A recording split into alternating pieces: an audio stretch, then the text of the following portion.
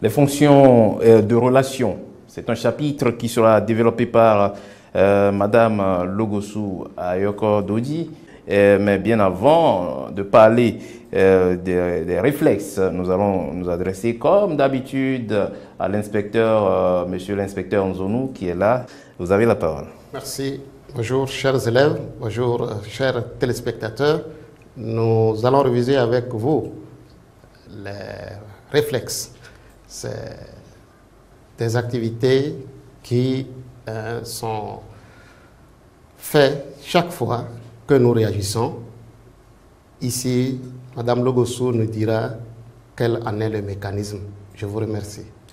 Eh bien, c'est des cours déjà reçus en classe. Je rappelle que ce que nous faisons, c'est juste une sorte de révision vous permettant d'être au niveau pour les examens de fin d'année. Donc, on va tout de suite laisser la place à Madame Logosu qui se charge humblement et a un grand plaisir de vous développer ce sujet ou ce titre, les réflexes du chapitre « Les fonctions de relation ».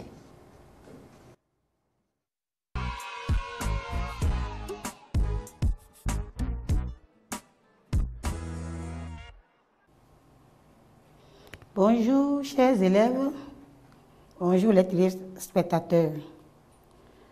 Dans la continuité pédagogique toujours, la classe de troisième, nous entamons le thème, les fonctions de relation. Le titre de la leçon de ce matin est les réflexes.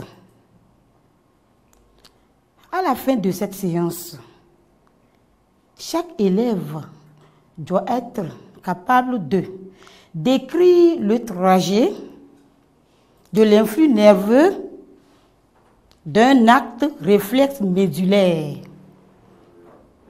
Énumérer les caractéristiques d'un acte réflexe. Puis, citer les effets des drogues sur le système nerveux. Bon, vous qui me regardez et vous qui m'écoutez, quels sont les différents types de réflexes nous avons vus ensemble en classe? Oui, les réflexes innés, très bien. Exemple, à droite, très bien, la respiration, oui, la vision, oui, les pleurs, le rire, très bien, etc., etc. Autre type de réflexe, oui, les réflexes acquis ou réflexes conditionnels. Exemple,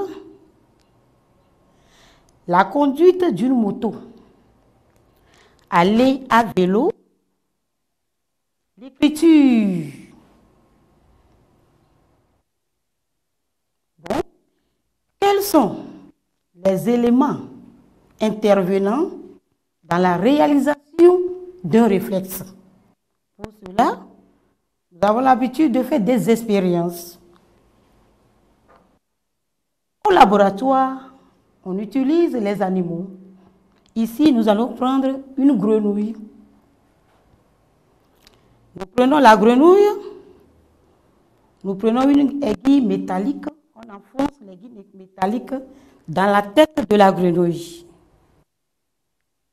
Maintenant, pour détruire l'encéphale de la grenouille, l'encéphale détruit, le grenouille est appelé une grenouille décérébrée ou encore une grenouille spinale.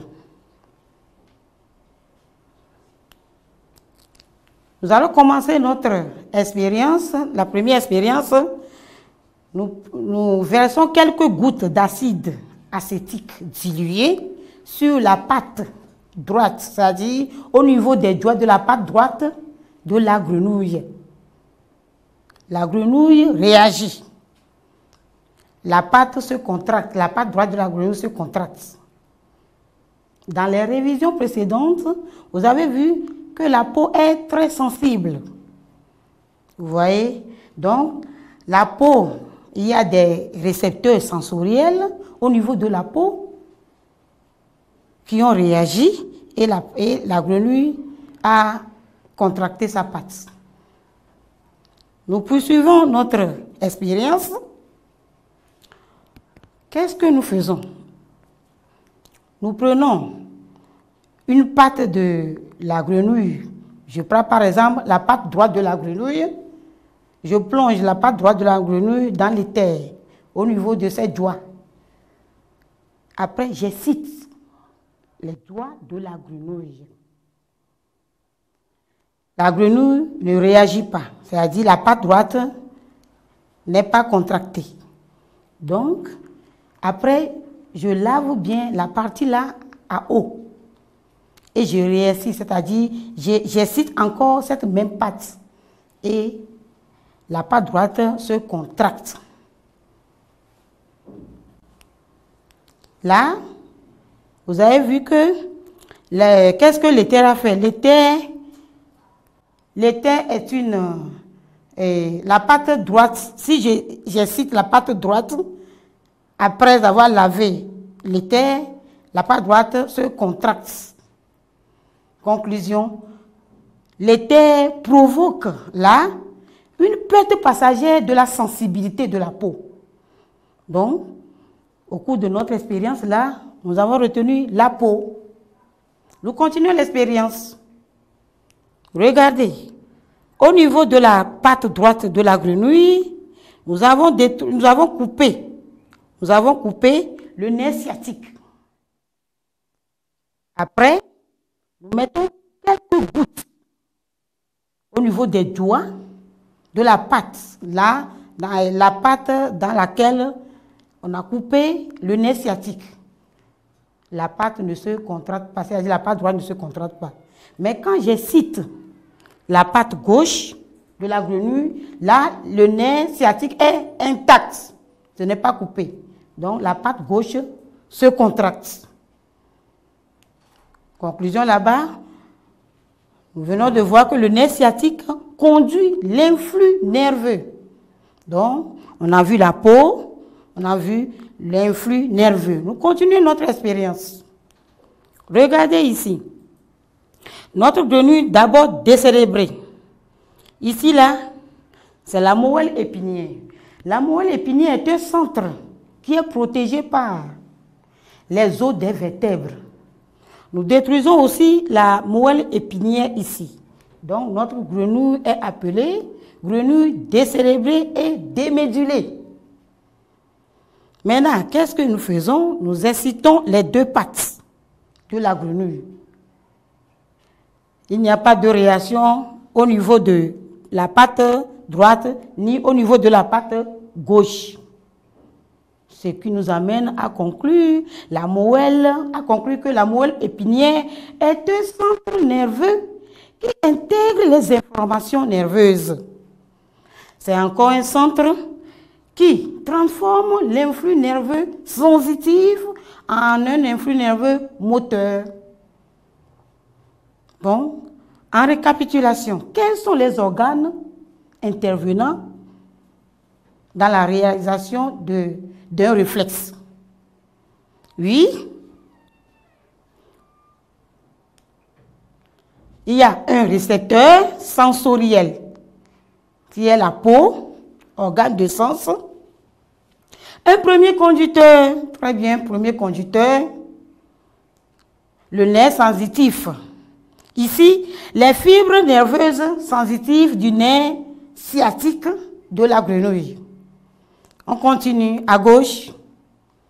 Un deuxième conducteur, très bien, le nerf moteur. Ici, les fibres nerveuses motrices du nerf sciatique de la grenouille.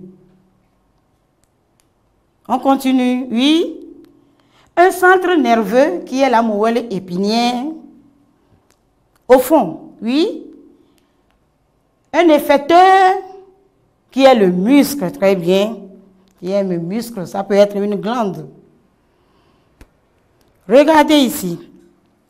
Nous allons montrer le trajet de l'influx nerveux. Il y a d'abord une excitation. Ici, dans notre expérience, c'est un acide. Ça peut être un pincement de la peau. Voilà. L'excitation est agie sur la peau, qui est le récepteur, et un influx nerveux sensitif est né au niveau de la peau. Maintenant, l'influx nerveux sensitif est véhiculé par les fibres nerveuses sensitives pour aller vers la moelle épinière, pour aller vers le centre nerveux. Et c'est au niveau du centre nerveux que l'influx nerveux sensitif se transforme en influx nerveux moteur. Et il va prendre les fibres, et il va être véhiculé par les fibres nerveuses motrices vers l'effecteur qui est le muscle. Le muscle de la patte excitée, la patte excitée de la grenouille. Et nous avons comme réponse la contraction des muscles de la patte de la grenouille pour réagir.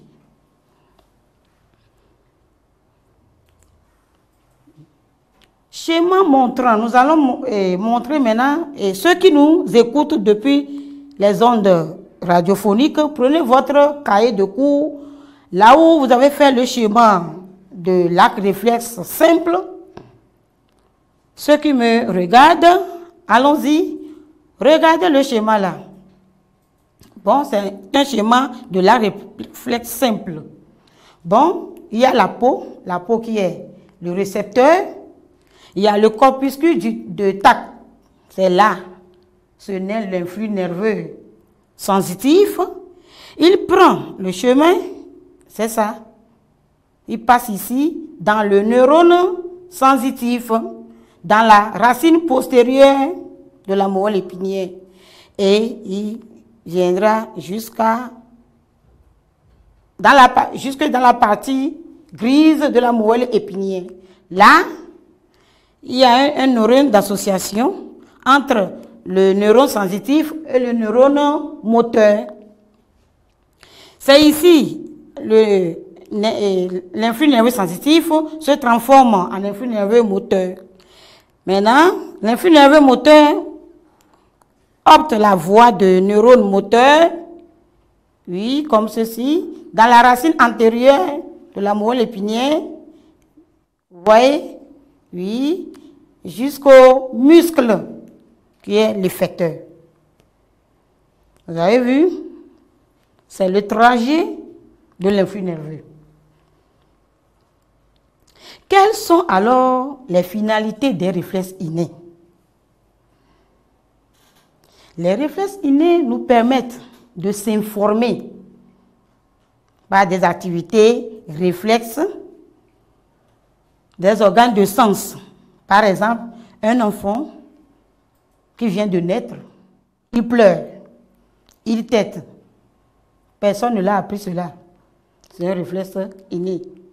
Ils nous permettent aussi de réagir pour échapper aux agressions,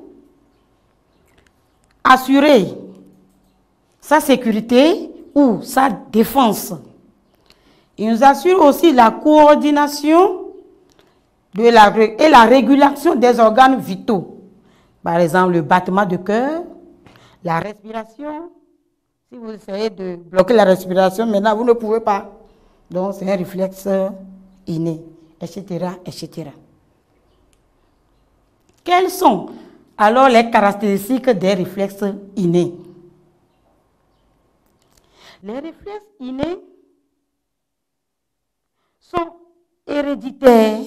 Héréditaires, pourquoi? Nous sommes nés avec les réflexes innés. Ils sont encore involontaires. Ils ne dépendent pas de notre volonté. Ils sont identiques. Ils sont les mêmes